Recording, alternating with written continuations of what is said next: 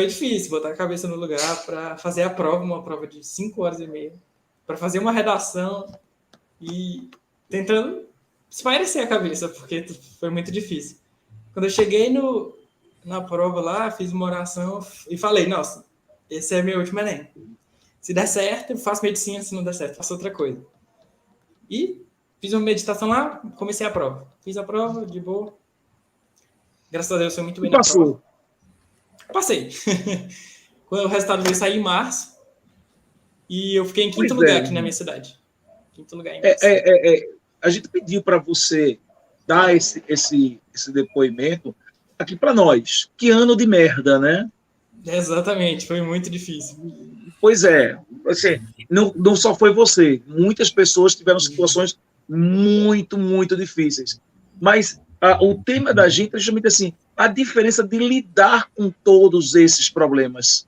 Isso. Porque o que a gente está vendo na Olimpíada, você vê uma quantidade de atletas muito grande lamentando, não é, todos os problemas especiais. E, pô, assim, não quero me colocar no lugar de ninguém, porque não tem como se colocar no lugar de ninguém, mas que, assim, a mídia, de uma maneira geral, ela supervaloriza essa fragilidade. Quando, assim, na minha opinião, deveria supervalorizar justamente esse tipo de exemplo, de superação, porra.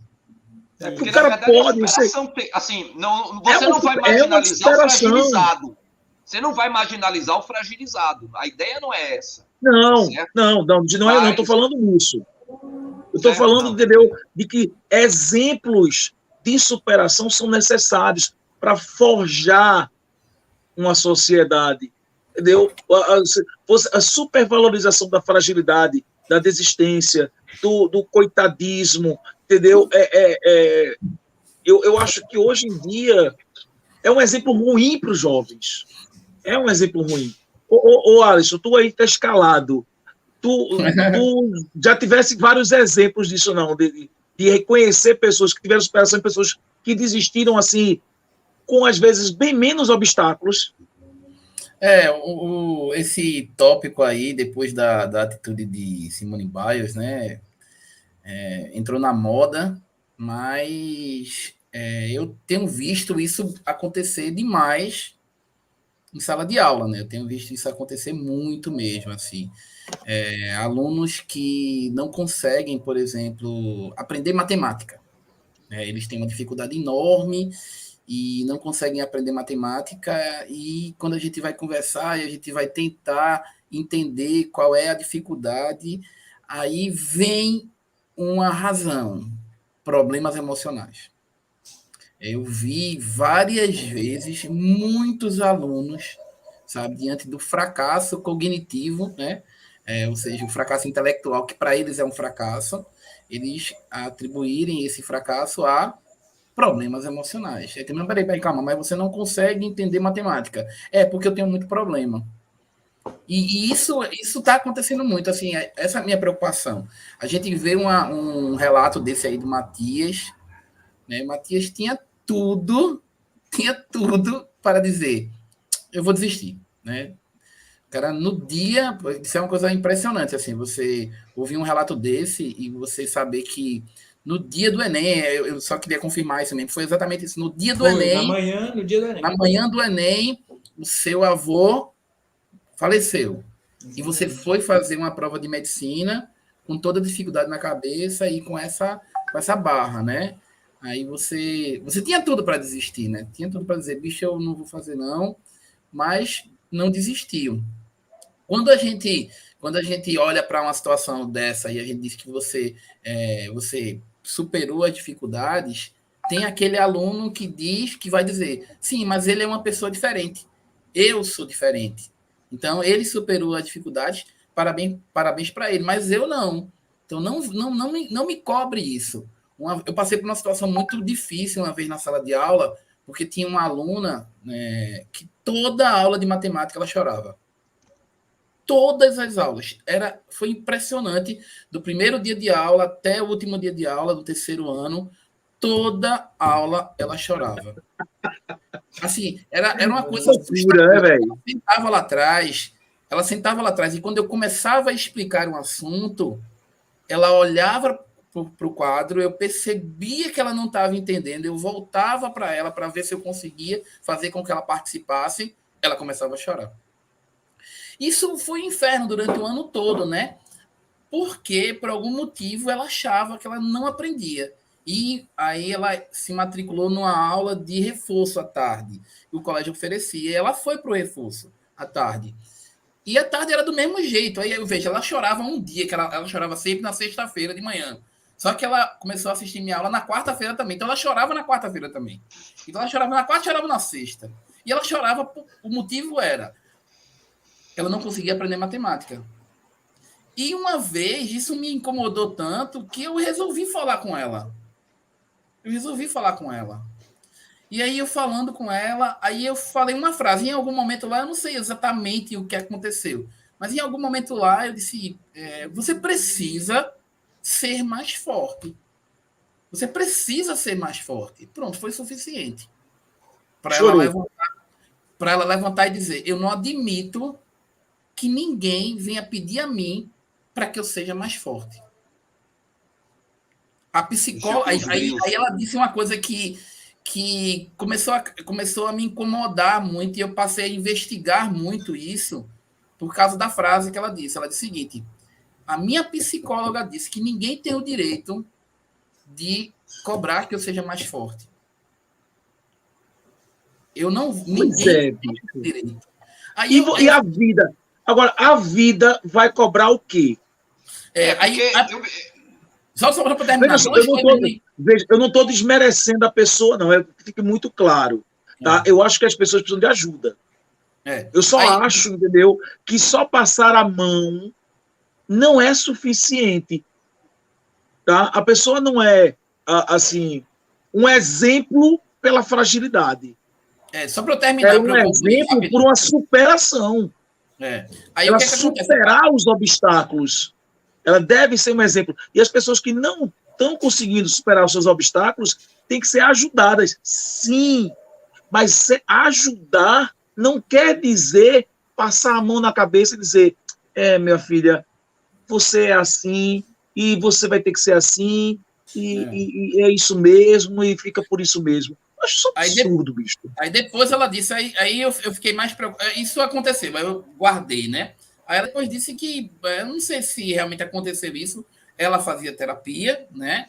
Virou também que é uma coisa impressionante, assim, parece que virou uma panaceia. Ela fazia terapia, e que o psicólogo dela disse isso, que ela precisa... Que o problema dela era com o pai, e esse problema não vai ser resolvido enquanto ela não sair de casa. Ela disse isso, aí a conversa rolou, aí foi para outra história. Só que eu comecei a perceber que esses casos passaram a se repetir várias vezes. Diversas vezes eu comecei a registrar esse tipo de acontecimento nos últimos 5 ou 6 anos. Todos os anos, uma quantidade enorme de alunos em sala de aula que, com laudos, todos com laudo, e todos dizendo que tem problemas emocionais e que a dificuldade de aprender está no problema emocional. Até que um dia eu fui chamado na coordenação lá para conversar com uma mãe sobre uma determinada aluna, que ela chegou com um laudo, e o laudo dela era de descalculia. Existe. Alguém disse, eu não sei realmente se existe. Mas existe. Tem a dislexia e tem a descalculia, existe. Mas aí o que é que tá? É muito complicado. Mas é a exceção, tá? Não é a regra, não. Isso, mas é muito complicado quando você tem um aluno de matemática e você conhece ele há 5 anos. Veja, você conhece o aluno há 5 anos. Essa aluna era minha aluna há 5 anos. Há 5 anos. E eu conheço ela como aluna. Entendeu? Aí chegou alguém que deu um laudo a ela, e que esse laudo foi dado em uma consulta de 50 minutos. Ou foi dado um laudo em uma consulta de 50 minutos e o laudo foi, ela tem descalculia. Ela aprende qualquer coisa, menos matemática. E assim, para uma pessoa que conhece ela há 5 anos, uma outra pessoa que não conhece ela deu em 50 minutos um laudo de descalculia. Aí eu fiquei muito preocupado com isso. Muito preocupado, porque realmente parece que eu não estou negando que existam problemas emocionais, de jeito nenhum. Claro. O que eu estou muito preocupado é com essa quantidade, esse excesso de alunos, de estudantes como Matias, que diante das dificuldades cognitivas ou intelectuais, eles desistem e arrumam sempre um motivo para desistir.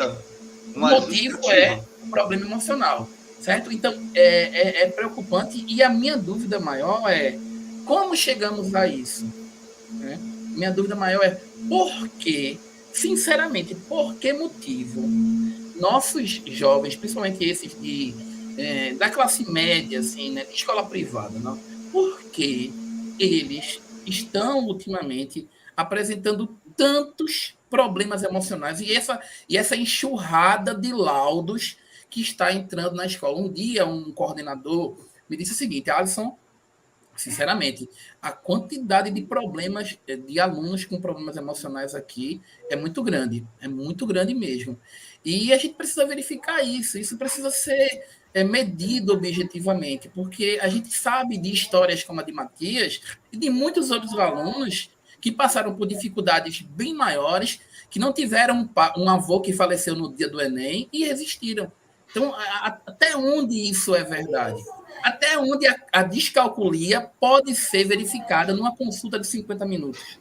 Até onde realmente os problemas emocionais, isso realmente tem esse peso num atleta, por exemplo, né? Como é que a gente vê aquele Novak Djokovic dando um relato dizendo o seguinte: quem não tem condições quem não aguenta pressão não pode ser atleta olímpico. Novak Djokovic ficou com raiva, quebrou a raquete, abandonou a Olimpíada, e quando perguntaram, mas é problema emocional? Ele disse, não quero perder. Pronto, acabei, me arretei e foi embora. Ele estava se cobrando, na verdade. Então, e perguntaram a ele, e aí? Não, quem não aguenta pressão, quem não sabe brincar, não desce pro play. Entendeu? Quem não sabe brincar, não sabe.